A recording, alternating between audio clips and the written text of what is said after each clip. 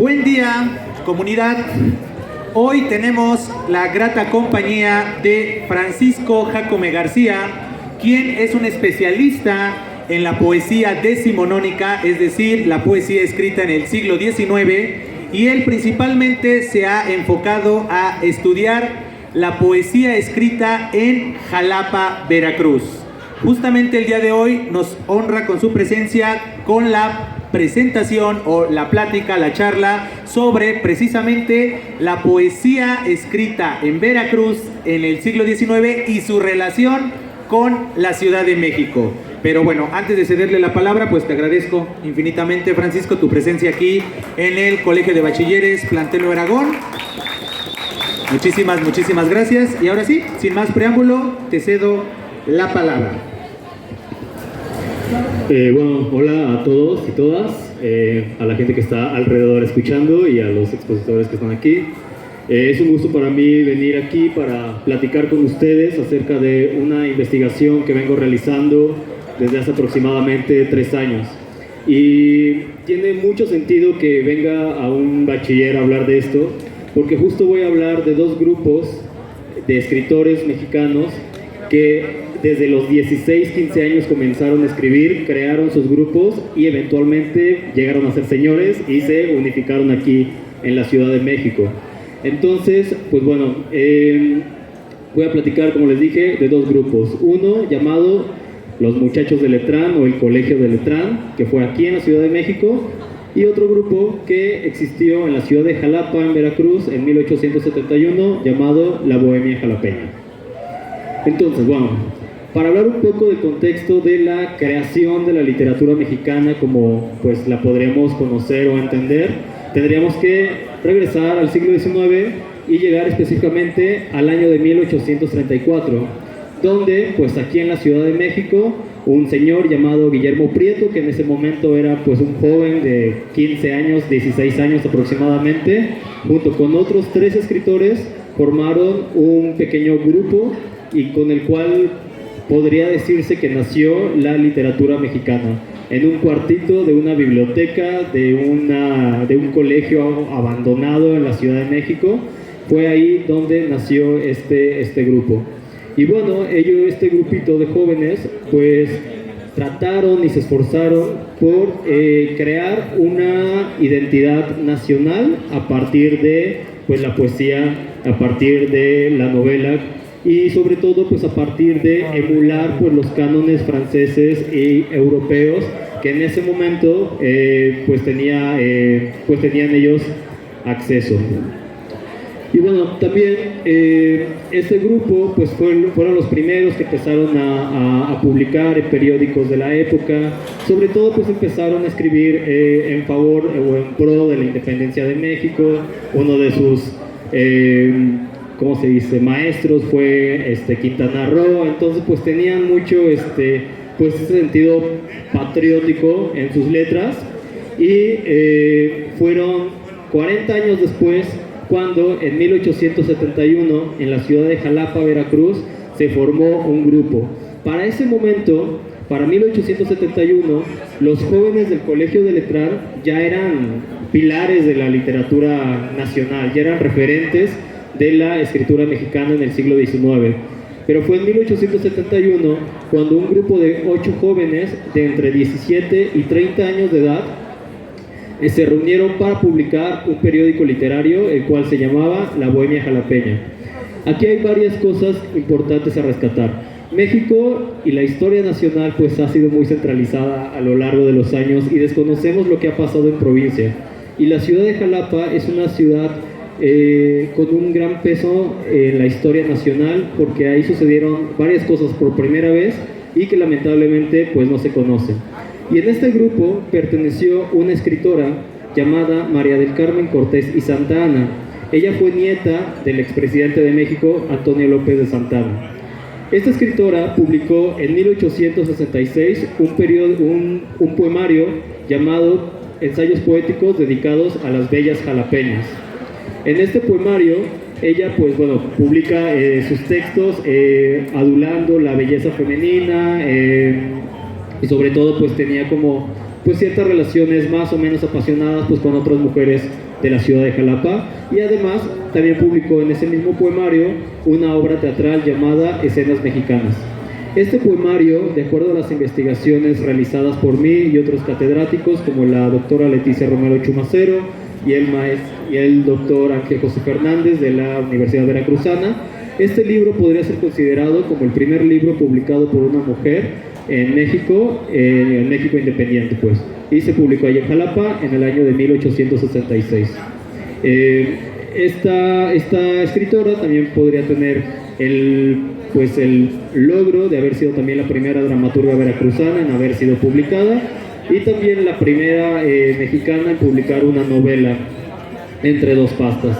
Es decir, ella publicó también en 1866 la novela Julia o Paseos Matinales en Jalapa, la cual narra la historia de una amiga suya llamada Julia, la cual es una pequeña historia, una novela corta basada en hechos reales, donde Carmen honra la memoria de su amiga Julia, ya que Julia fue abusada sexualmente y tuvo que esconderse para pues evitar la vergüenza de ser conocida por haber sido violentada. Y pues bueno, con esta novela María del Carmen Cortés honra su memoria y su presencia.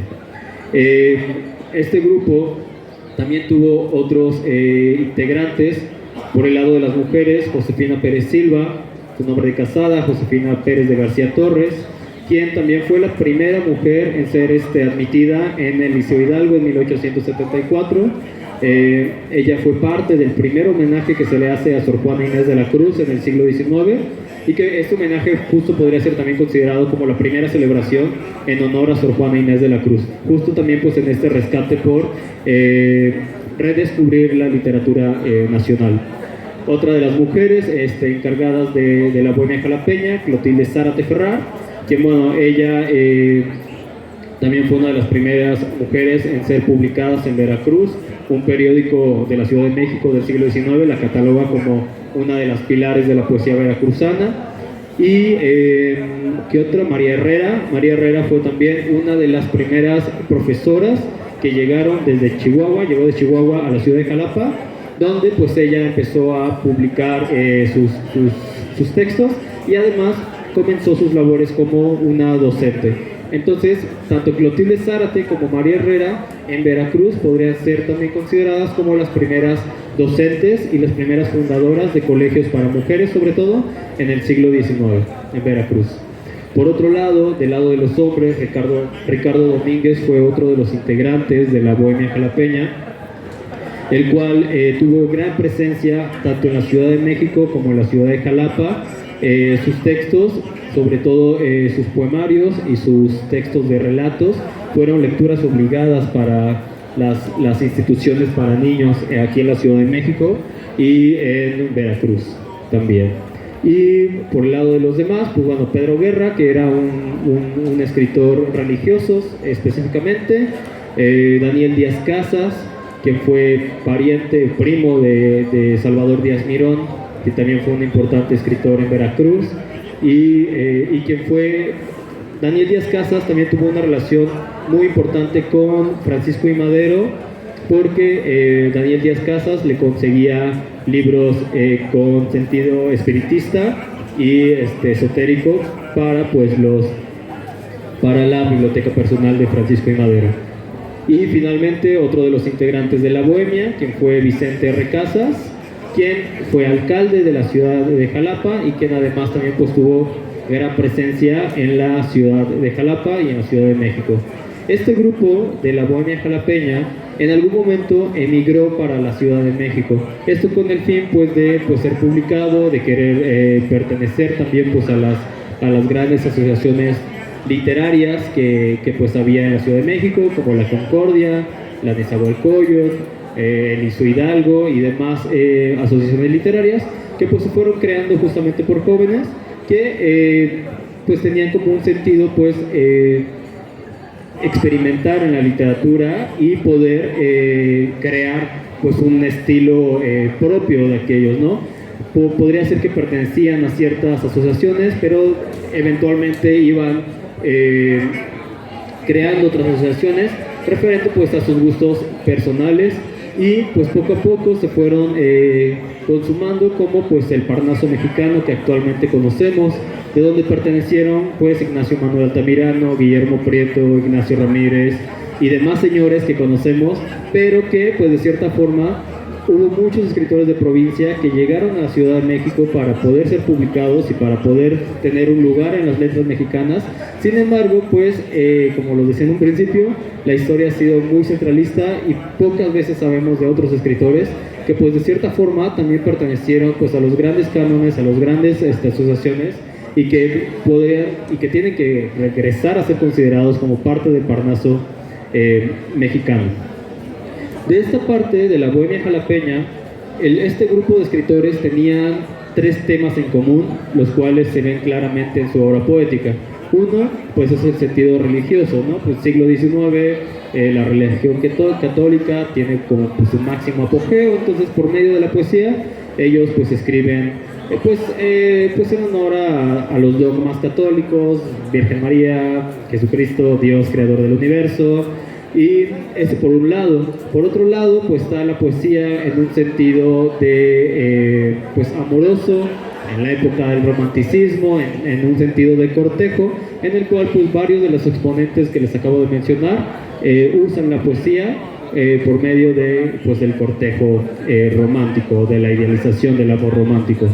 Y finalmente pues en un sentido político, y aquí es donde se dividen, donde es clara la división entre estos poetas, ya que por una parte son conservadores y por otra parte son liberales. Por la parte de los liberales pues escriben a favor de pues figuras patriotas como Miguel Hidalgo, José Ortiz de Domínguez y demás caudillos de la independencia.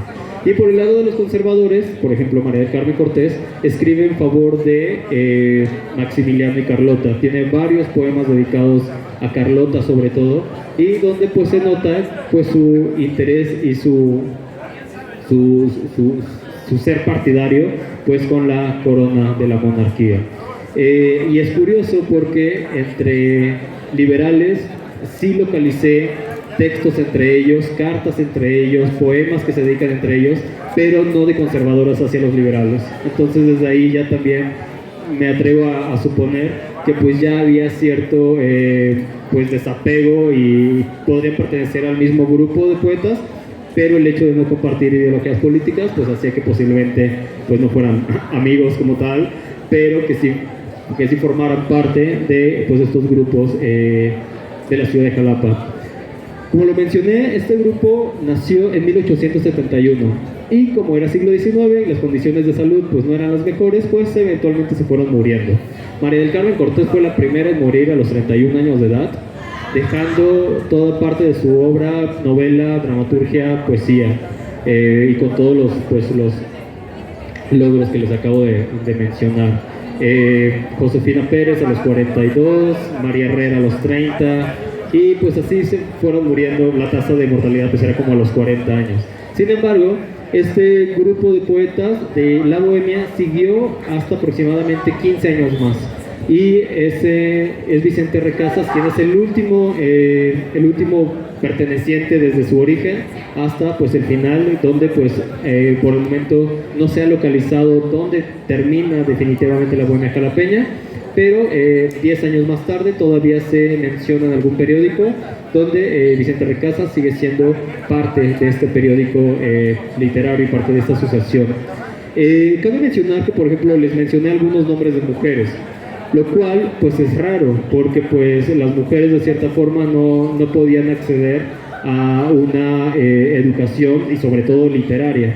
Había escuelas de artes y oficios como pues que las ponían a pintar, a aprender francés, porque era bonito que una mujer supiera francés, pero era más por un sentido estético y un sentido de estatus, más que por un sentido académico. Aquí lo importante es que en el siglo XIX, allá en Jalapa, hubo un colegio llamado el Colegio Preparatorio, fundado por Antonio López de Santana y por María olvidé el apellido, bueno, por ellos dos. Ellos fundaron el colegio y era obviamente un colegio para hombres específicamente, pero estas mujeres que les acabo de mencionar, pues bueno, no podían entrar a las clases como tal, pero había una tertulia fuera de la institución extra académica en la cual ellas podían participar y podían ser exponentes activas de las letras en Jalapa. Y es por eso que este grupo de 4 mujeres pueden ser parte de este grupo de la Bohemia, lo cual pues fue un gran aporte a la literatura mexicana, porque si no le hubieran dado chance a estas 4 mujeres que les mencioné ser parte de estas actividades extraescolares, pues posiblemente no hubieran escrito nunca y posiblemente no hubieran publicado nunca. Sin embargo, gracias a la apertura de maestros y quien ellas mismas en sus textos les agradecen a estos maestros, quienes fueron pues los encargados de instruirlas y pues de mandarlas también aquí a la Ciudad de México, pues para que siguieran pues divulgando su obra. Lamentablemente, pues hasta el momento la historia de estas escritoras y estos escritores pues ha sido olvidada, y es por eso que pues me he dado la tarea estos 3 años pues de rescatarlas, de buscarlas, porque pues es importante. Yo creo que es importante encontrarlos y sobre todo crear símbolos para nosotros y para algunos de ustedes jóvenes de la prepa que tengan inclinaciones hacia la literatura, que sepan que ya hubieron gente de su edad en el siglo XIX que ya posiblemente buscaron las mismas cosas que buscan actualmente, que pues es ser publicados y y que su obra sea pues expuesta. También otra cosa que olvidé comentar al principio de la ciudad de Jalapa fue que previo a 1871 pues ya había habido un grupo de escritores que para 1871 pues ya eran pues considerados pues vacas sagradas, ¿no? Como lo fue José María Roa Bárcena, que él tiene un peso también muy fuerte en la literatura mexicana, porque él fue el iniciador del cuento moderno en México y también pues lo publicó en Jalapa, un cuento llamado Lanchitas, que trata ya sobre, que ya le empieza a meter sentidos psicológicos ya muy a la Edgar Allan Poe. Él ya empieza pues a emular estos cánones y con él nace pues este pues sentido del cuento pues fantástico, por así decirlo. Ya dejó de ser un poco aburrida la literatura del siglo XIX, porque pues sí leemos a Ignacio Manuel Altamirano, que pues sí es increíble y todo, pero es muy aburrido porque son sus cuentos, sus novelas, pues son muy costumbristas, ¿no? Las cuales pues literalmente pues es pues la explicación de sucesos sociales que pues si uno lo lee pues pueden llegar a ser bastante aburridos. Sin embargo, pues hay que buscarle y puede haber que, bueno, Clemencia es una gran novela y es muy cortita, la cual tiene ahí sentidos ficcionales, pero son raras las novelas del siglo XIX que empiezan a meter conflictos psicológicos, que empiezan a meter conflictos morales incluso, ¿no? Son pocas las novelas del siglo XIX en las que se salen de lo costumbrista para meterse pues a lo fantástico como lo conocemos ahora, ¿no? También un recurso que usaron mucho pues fue usar las leyendas que ya había para meterles ficción. En este caso pues fue el cuento Lanchitas, que les comentaba que era que se podría considerar el primer cuento modernista y el primer cuento de fantasía en México, porque pues ya empiezan a meter fantasmas y ya empiezan a meter conflictos emocionales, lo cual pues también pues es algo que se gestó pues en la ciudad de Jalapa. Y pues bueno, también hay otros escritores, por ejemplo Juan Díaz Covarrubias, que fue un joven que lo mataron a los 19 años y que para los 19 años él ya había escrito poesía, cuento, novela, y que también fue uno de los iniciadores de la novela histórica. Él publicó a los 17 años una novela llamada Gil Gómez o el Insurgente. También publicó otros textos como El Diablo en México y La Clase Media, en los cuales de hecho también hace una crítica hacia sí mismo, porque él era parte de la clase media, pero pues se burla de eso, ¿no? Como de los bohemios que se quieren hacer los artistas, pero viven en comunas y viven con apoyos del gobierno. Desde ese momento ya existían los apoyos del gobierno para artistas, y pues se burla de eso, ¿no? Entonces son textos que pues de cierta forma tienen que echarles un vistazo de nuevo, porque puede ser interesante cómo era percibida pues las clases sociales en México, cómo era percibida la literatura en México. Y les comentaba pues joven que lo mataron a los 19 años porque aparte de ser escritor era médico. Entonces en 1837 había una batalla, la batalla de Tacubaya, en el cual pues él dijo como pues los voy a ayudar, les voy a ayudar como a los heridos, pero pues lo confundieron con uno del otro bando, entonces lo agarraron y lo mataron, ¿no? Simplemente estuvo en un lugar en el que pues no tuvo que haber estado, y pues él junto a uno de sus más grandes amigos, Manuel Mateos, fue también pues asesinado. Entonces, todos esos escritores que les acabo de comentar, pues sí, si bien tuvieron como su cuna y su auge en Jalapa, pero pues terminaron pues ya sea muriendo y publicando aquí en la Ciudad de México, y es por eso que pues tanto la Ciudad de Jalapa como la Ciudad de México tienen una conexión muy grande desde el siglo XVIII al siglo XIX, en el cual pues era una ruta que de por sí ya tenían de comercio. Entonces pues esta ruta pues fue también utilizada pues para compartir valores y conocimientos académicos, literarios, y por lo cual pues bueno, estos escritores que les comenté al principio del Colegio de Letrán, que pues se fusionaron al final de cuentas con Guillermo Prieto. Guillermo Prieto tuvo una gran relación con las escritoras, sobre todo de la Bohemia jalapeña, ya para 1880 hacia 1894. Entonces, pues bueno, estas asociaciones que se crearon con jóvenes de cierta forma de 15 años para adelante, pues son asociaciones que su peso y su importancia histórica tienen que ver con que el hecho de que hayan sido tan jóvenes y que se hayan atrevido a escribir y a publicar, pues fueron, por el hecho de haber hecho eso, ya son considerados como parte del Parnaso mexicano y referentes pues de nuestra literatura nacional y pues de las letras mexicanas. Y pues bueno, por mi parte sería todo. No sé si tienes algo que comentar, no sé. Y pues gracias a los que escucharon. Muchísimas gracias, Francisco. Y justamente de este acercamiento a la poesía decimonónica mexicana, pero particularmente a la poesía escrita en Jalapa, yo destaco 4 cosas que a nosotros hoy, entes que vivimos en el siglo XXI, nos dicen algo. Por ejemplo, algo que mencionaba Francisco, que son las cuestiones de las clases sociales o de ciertos grupos. Por ejemplo, que estemos en un entorno ahorita rodeado de adolescentes y demás. Hoy todo el tiempo se habla de la lucha de los adolescentes, de los jóvenes, pero no es algo nuevo, no es algo que haya surgido hace poco. Muestra de ello es que en nuestra nación hace 200 años existía esta necesidad de las adolescencias por querer ser escuchadas, por mostrar las inquietudes, las injusticias, esa necesidad inherente del ser humano por un lado sí su identidad, pero por el otro lado también identificarse en lo macro, en su nación, en sus preocupaciones. Por ejemplo, siguiendo con esta línea de las luchas, yo podría destacar la rama de las mujeres, justamente, es decir, hoy en día que está esta muy encomiable lucha del feminismo.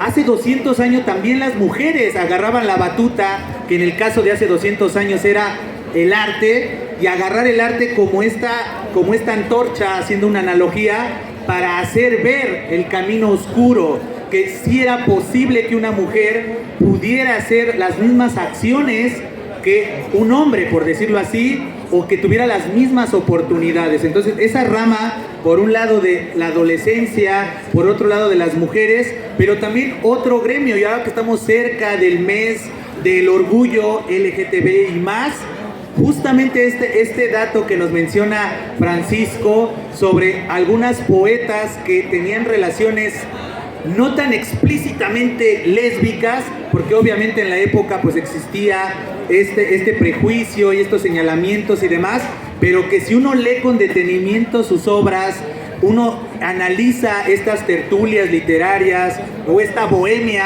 en este caso particular la bohemia jalapeña, podemos encontrar que sí existía esta relación.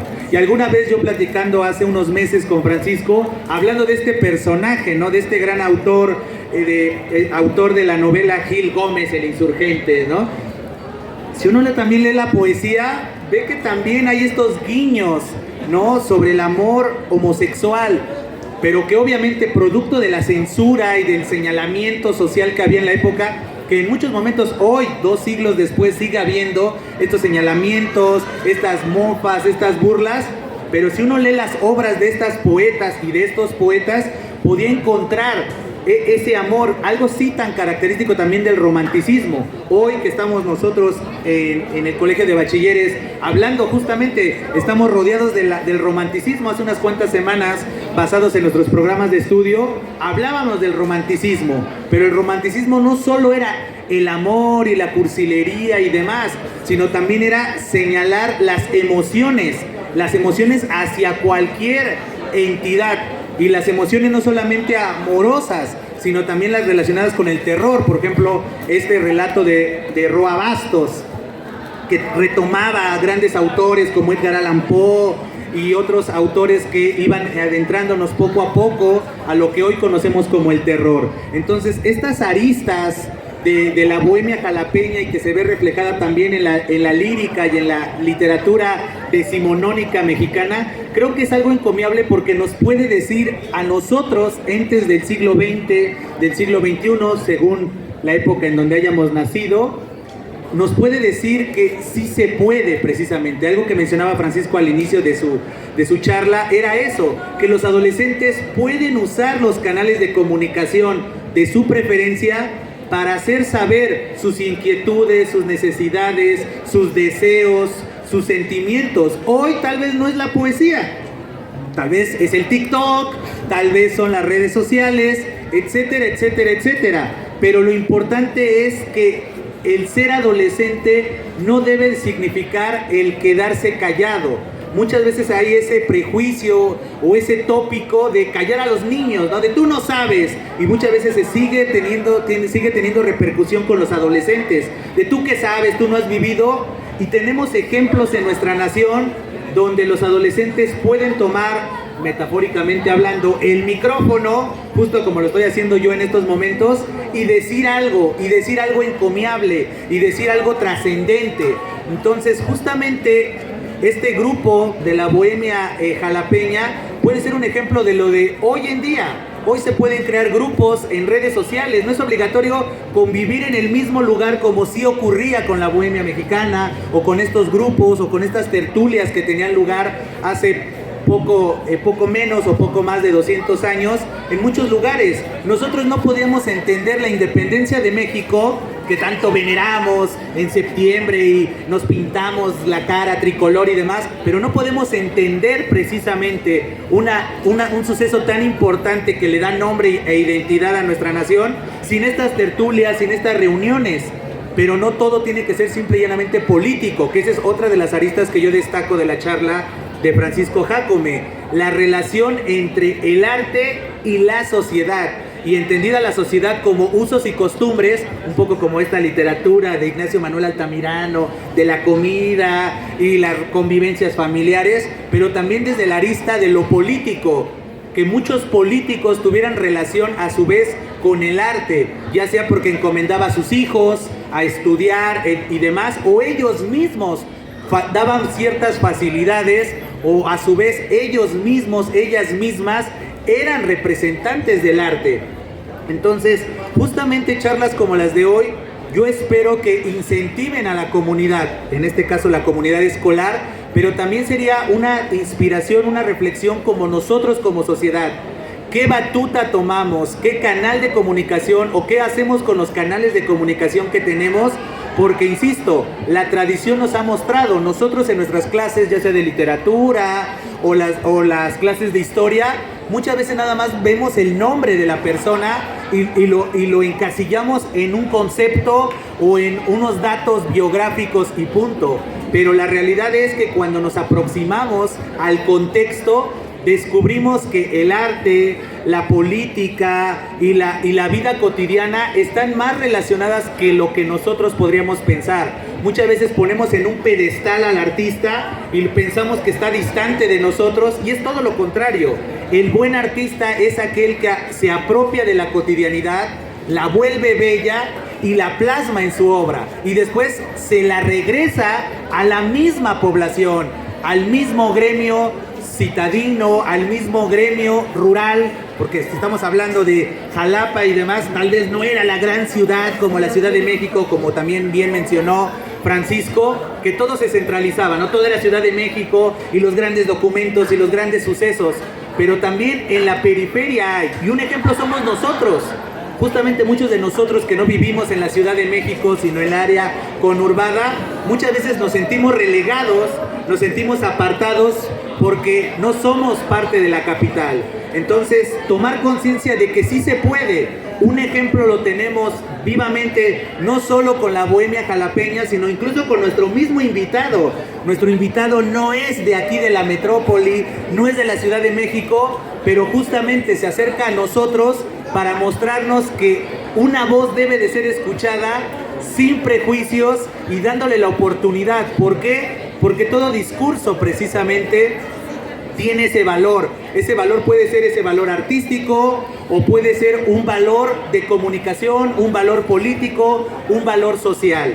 Entonces, si a ustedes les interesó esta serie de autores, esta serie de autoras, también aprovecho el espacio para hablar de lo que una de las evidencias de estos 3 años de trabajo de nuestro invitado, que es precisamente esta antología, que es La Bohemia Jalapeña. Justamente el trabajo de nuestro invitado se ve reflejado en esta antología, donde tuvo que investigar no solo la obra y las publicaciones de esta serie de poetas, sino también quién está detrás de esos versos, quién está detrás de estos debates entre conservadores y liberales, sino también sus emociones, estos guiños que les digo. Está la invitación a que se acerquen a estos poetas y vean esos guiños amorosos, esos guiños románticos, como los mencionamos hoy en día. Y justamente el trabajo de Francisco Jácome en eso consiste, en poderle dar hoy, en pleno siglo XXI, darle voz a esas voces que en su momento fueron importantes, porque aparecieron en publicaciones tan trascendentes como El Renacimiento, esta publicación periódica encabezada por Ignacio Manuel Altamirano. Justamente estos autores fueron también escuchados en su época, pero por azares de la vida, por esto que mencionaba Francisco del centralismo del arte o X o Y situaciones, poco a poco se fueron diluyendo, y trabajos como el de nuestro invitado son totalmente valiosos, son totalmente trascendentes.